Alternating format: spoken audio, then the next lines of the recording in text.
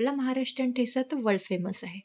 पण ठेचा चाऊमिनमुळे तो आणखीच फेमस झाला आहे. चला तर मग आज ट्राय करूया ठेचा चाऊमिन. सर्वप्रथम पाणी उकळून त्यामध्ये 1 चमचा तेल व 1 चमचा मीठ घालून नूडल्स चांगल्या उकळून घ्या. उकळल्यानंतर त्या थंड करून घ्या. त्यानंतर ठेचा तयार करून घेऊया. 4 ते 5 लसणाच्या पाकळ्या, थोडे शेंगदाणे, 4 ते 5 हिरव्या मिरच्या, जिरं आणि कोथिंबीर. हे सगळं तव्यावर थोडं तेल घालून फ्राय करून घ्या. फ्राय केल्यानंतर मिक्सरमधून वाटून घ्या.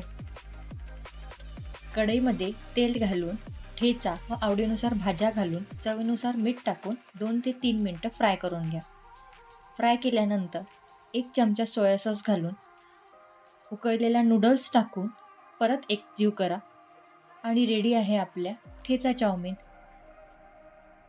तुम्ही पण नक्की ट्राय करा आणि कमेंट्समध्ये मला नक्की कळवा की तुम्हाला कशा वाटल्या. अशाच नवनवीन रेसिपीसाठी आत्ताच फॉलो करा गौरी द होम शेफ.